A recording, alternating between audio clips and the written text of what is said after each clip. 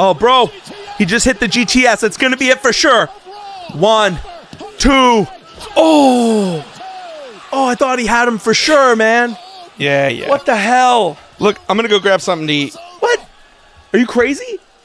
You're going to miss the end of the match. Please. I got time.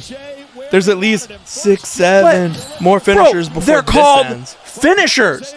You hit them, and it's finished. In wrestling today, nah. We're in the era of, like, endless finishers. Bro, what you're describing, that's not drama. That's just cardio. That's just making people go on forever. Look, see? Look. He just hit there he another is. one. He got him with another one. 1, 2. Oh. Kicked out again. Hey, look. Call me when someone's actually down for 3. Damn it. I'm out.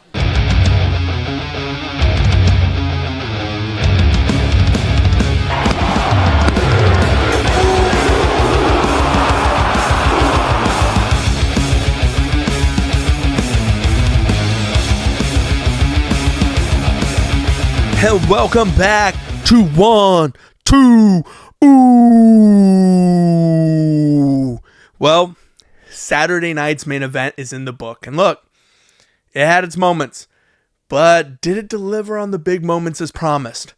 I'm breaking down the matches, sharing my booking opinions, and of course, delivering that 1, 2, ooh of the week. So sit back, and if you haven't already, tune up the band and super kick that subscribe button like it's Marty Jannetty and it's time to break up the rockers. Woo!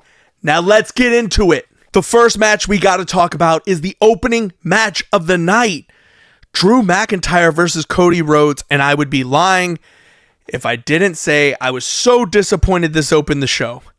The minute I heard Cody's music hit, all the threat Drew McIntyre winning this match went right out the window. And for me, that was so disappointing. I think we had this opportunity in the build for this match where Drew's pushing for these stipulations. I thought there would be more from that. And these two are, don't get me wrong, the match itself was fantastic. I have no issue with the match. I thought it was really good. I even thought the psychology that Drew played into those stipulations was really good. He attempted to get Cody counted out. He attempted to get Cody disqualified multiple times. And then ultimately you have this moment where the referee's knocked down. Drew goes out of the ring and gets the belt. You think he's going to strike Cody with the belt. No, he misses. Cody gets the upper hand, hits him with the crossroads on the title, throws the title out of the ring, gets the pin, right? And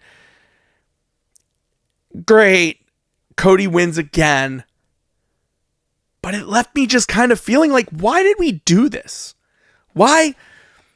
What are you doing with Drew McIntyre?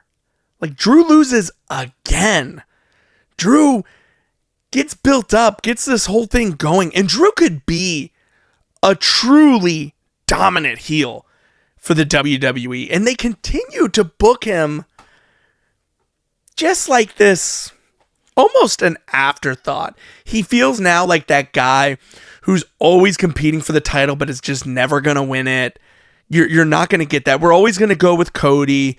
We're always going to go with that. They keep laying these seeds of this, like, look, Cody does bad things, but it's to retain the title. And Drew's going to come out, I guarantee it, and go off about how he got screwed again. You know, Cody cheated again. Cody got the upper hand. And it all plays into that story of Cody having this Cody Lander side of him, this evil side of him that's willing to do heelish things to retain the belt. But we've played this story out.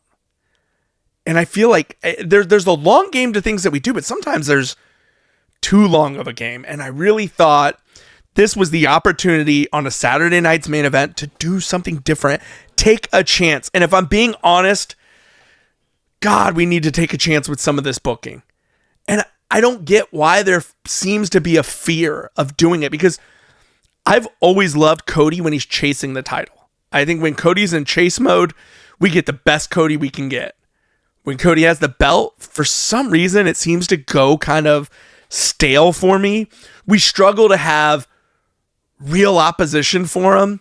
And part of it is things like this, where you take a guy who could be a dominant heel force And he just kind of looks like it really wasn't that hard for Cody to beat him in this situation. Like, I think this match could have been so much more. If you wanted Cody to win, I would have even preferred a situation where, let's say, a Randy Orton comes out, right? And maybe Randy hits Cody, and it could cause all sorts of confusion because Randy could play the card next week of, I hit you because I knew you'd get DQ'd, and that's how you were going to retain the title, or which is still kind of a weird ending. But even more important, I thought a better ending would have been a DQ because Drew gets attacked by somebody, whether it's Jey Uso. Something goes on in the match. Cody, you could have had Drew go and grab that belt, and Jimmy comes out to stop him from hitting Cody with the belt, and in doing so ends up striking Drew, and the ref sees it.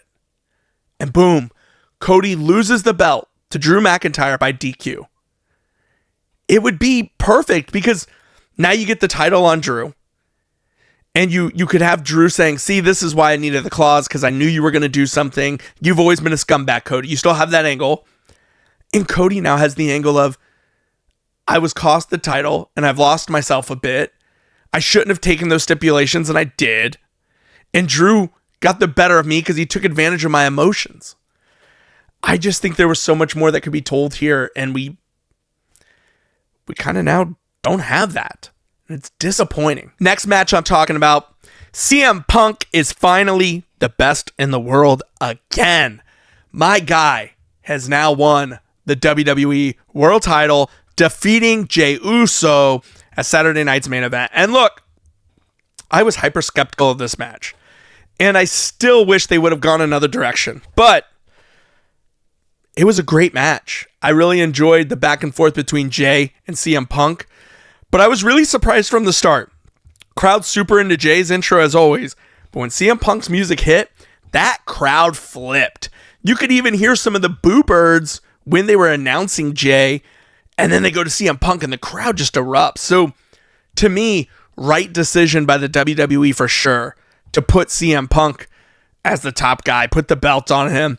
This has got to be pissing Seth Rollins off like nothing else, which is even better, right? So Seth made the claims, as long as I'm here in the WWE, you will never be champion. Well, Seth's at home hurt. CM Punk is now the world champion, and it's got to be killing him. I did think, I was one of the folks who thought, if this match is going on last, I don't think they're going to crown a champion. I thought for sure we were going to get the Vision coming out and annihilating both of these guys, it going DQ, them not being able to decide who the champ should be in that night. It forces it to go to a triple threat match, and that's where the title will be decided with Braun Breaker, CM Punk, and Jey Uso. You could even go fatal four-way and throw LA Knight in there too, and do it that way and kind of carry the story on of this vacated title. Or I thought we were going to get something from Jey Uso.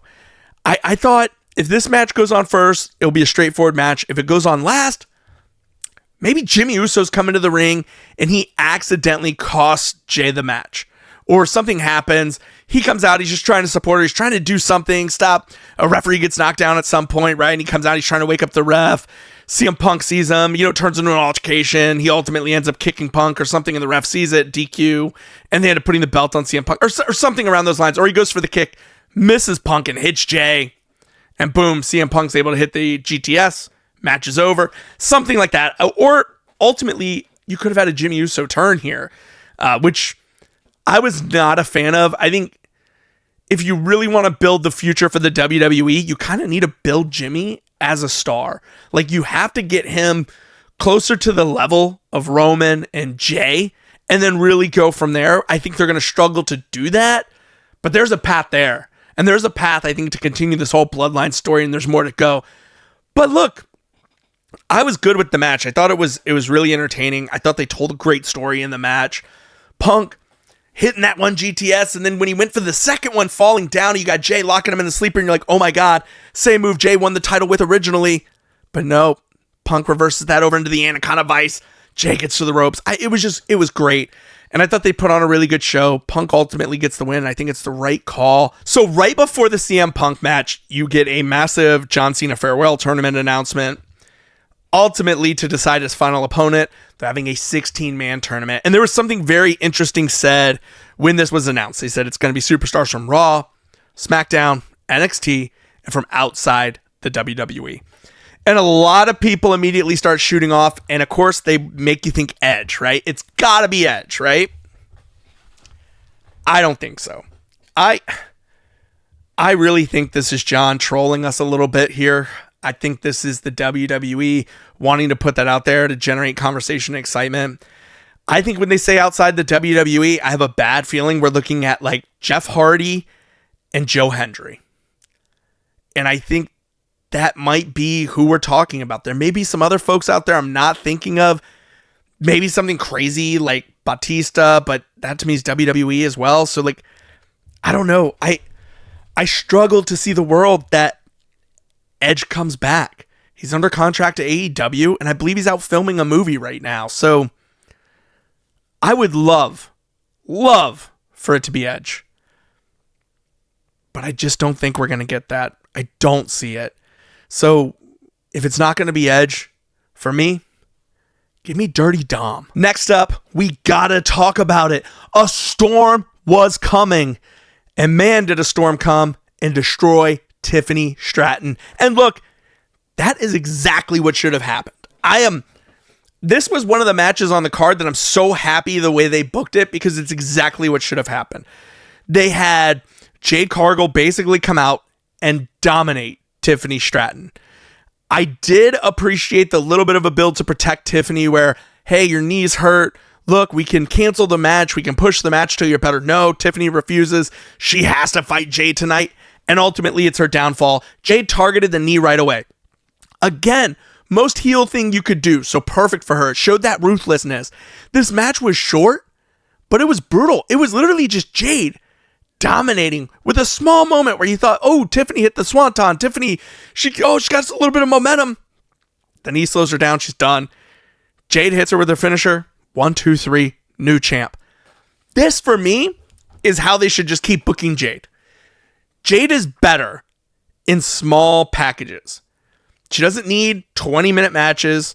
Treat her like you would Bill Goldberg. Have her come out there, have her be dominant, have her be ruthless. And the way you beat Jade is you have to weather the storm. You wear her down over time because she can't go long, right? She can't handle it. And it's not that she can't do a longer match. She's better in short bursts. She's just way better. I thought she looked good here.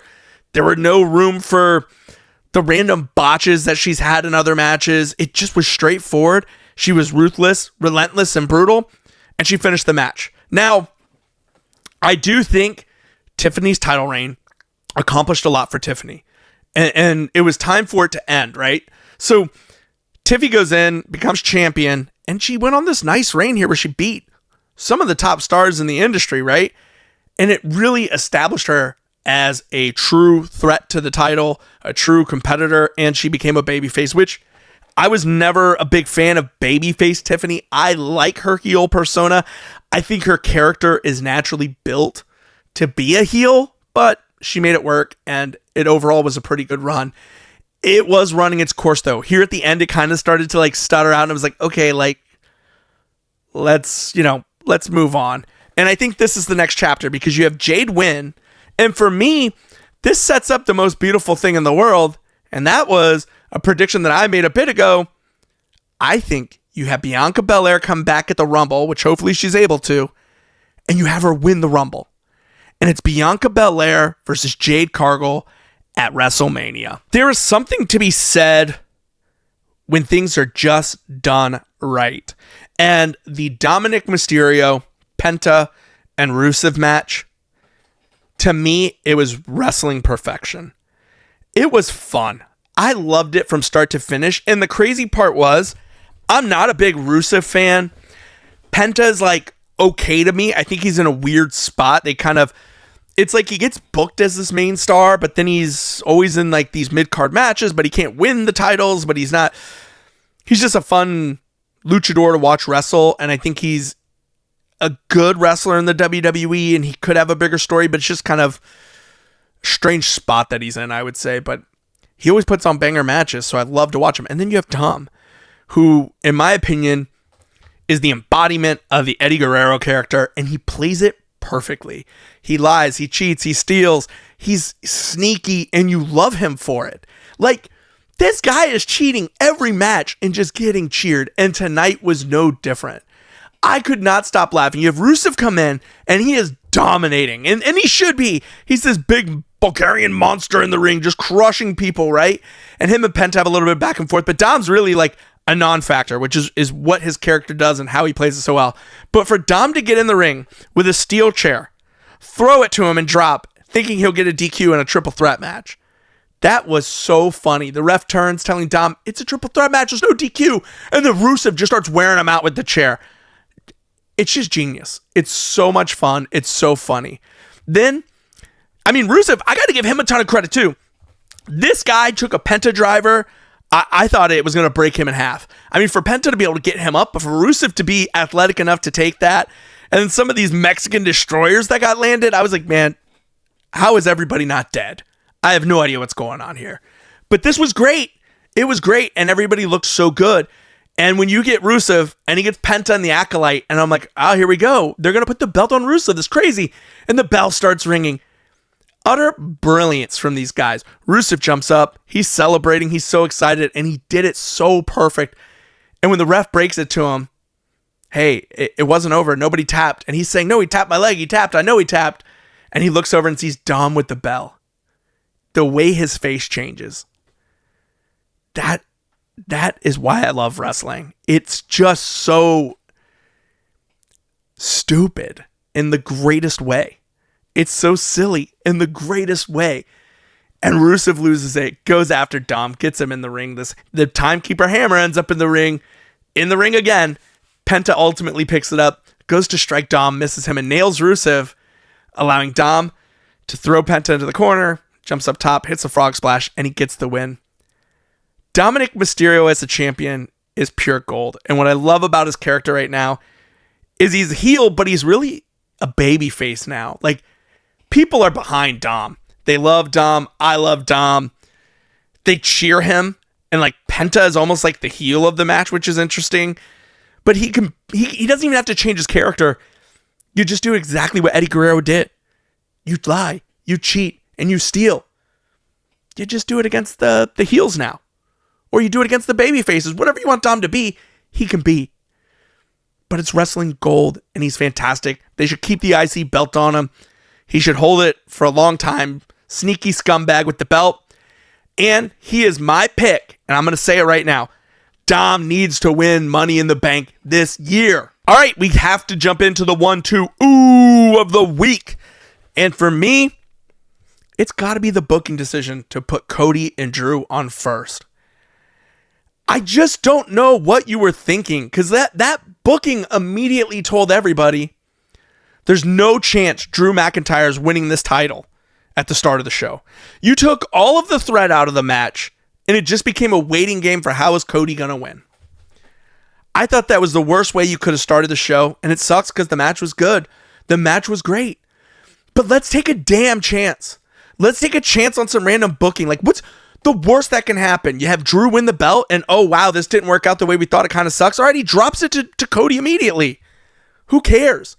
But we're at a point now where this Cody run, like, just take some chances. Let's create some adversity in the story. Cody chasing is better than him with the belt, and this was a perfect opportunity to do something surprising on a Saturday night's main event. Make it a show that, wow, I'm so happy I didn't miss this. Instead, I just felt like I came away from this thinking, I don't really care about, like Drew is not a threat to me anymore. I just don't think they're ever going to let him win it. Like, it's constantly Cody. It's constantly the same thing here. And I hope something changes soon. I hope I'm wrong. I love Drew McIntyre. I have no issue with Cody. I even love Cody. But I want to see some change up to the booking. I want to be shocked. I want to tune into a Saturday night's main event and have something that surprises me. Is that so much to ask? Okay, so look, overall, it takes a lot for me to ever like really hate a show or not like it. But I really just felt like the show was kind of It had its moments. It wasn't terrible. I'm not completely upset or anything like that. But I mean, Dom kept me laughing, right? Punk and Jay took it to the limit. But I don't know. What did you think? Did you enjoy Saturday night's main event? Do you think it delivered? Do you believe that WWE made the right call with Cody winning and Punk winning? Or Did they play it too safe? Hit that like, smash that bell, and smash that like faster than Jey Uso grabbing the rope as he locked in the Anaconda Vice! So you never miss another episode of 1, 2, Ooh!